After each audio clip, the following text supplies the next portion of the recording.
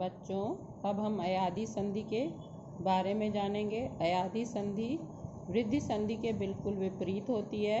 वृद्धि संधि में पहला स्वर अ या आ के बाद ए, ओ और द्वितीय दूसरे पद के प्रारंभ में आते हैं, लेकिन अयादी संधि में ए, ओ, औ ये पद जो हैं वो पहले आते हैं और उसके बाद कोई भी असमान स्वर आता है जो परिवर्तन वाले वर्ण में ही जुड़ जाता है। जैसे इसमें ए को अ आदेश हो जाता है, ऐ को आय आदेश हो जाता है, ओ को औ आदेश हो जाता है और औ को आव आदेश होने के बाद उसमें आने वाले जो स्वर हैं, आगे आने वाले स्वर वो जुड़ जाते हैं। जैसे उदाहरण के लिए हम समझ लेते हैं ने प्लस अन।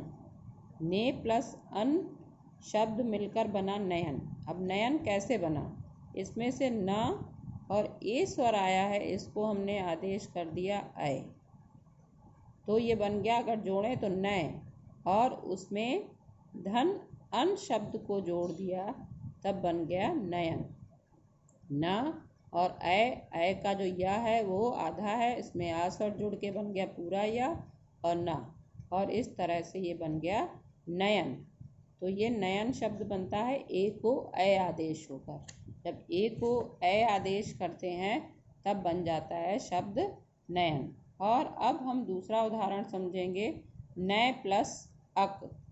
नय प्लस अक में ए को आय आदेश हुआ है। अब हम देख लेते हैं न और फिर ये आय आदेश हमने कर दिया ऐ को, और उसके बाद अक जोड़ेंगे तो ये शब्द बन जाएगा नायक। तो देखिए न और आय नाय, और इसमें आ जुड़ गया, नाय बन गया पूरा, और का नायक। ए को ऐ आदेश होकर के नायक शब्द बना है। अब हम आगे का उदाहरण समझ लेते हैं। पो प्लस अन।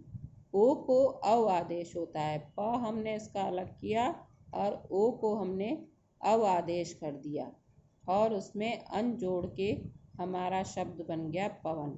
प और अव जोड़ा तो पव, इसमें हलंत लगा रहेगा, आधा वर्ण है ये, और उसके बाद अन जोड़ देंगे तो पवन शब्द बन जाएगा। इस तरह से ओ को जो है ओ को अव आदेश होकर ये पवन शब्द बना है। उसके बाद अंतिम वर्ण है प प्लस अक।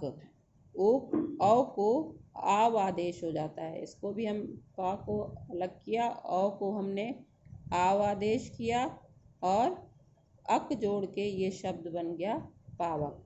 इस तरह अयादी संधि में ए को ऐ आदेश और ऐ को आय आदेश, ओ को अव आदेश और औ को आव आदेश होकर के आगे आने वाले असमान स्वर को जोड़ दिया जाता है और तब अयादी संधि होती है। अब बच्चों, हम इस पाठ में वीडियो द्वारा जो हमने समझाया है उसके आधार पर 2 प्रश्न पूछ रहे हैं। आप इनका उत्तर स्वयं लिखिएगा। पहला प्रश्न है, विसर्ग संधि से आप क्या समझते हैं? और दूसरा प्रश्न है, स्वर संधि कितने प्रकार की होती है? पहला प्रश्न है, विसर्ग संधि से आप क्या समझते हैं? स्वर संधि कितने प्रकार की होती है? आगे के प्रश्न, जो दीर्घ प्रश्नों के उत्तर मैं लिखकर स्वयं आप लोग को भेजूंगी। धन्यवाद।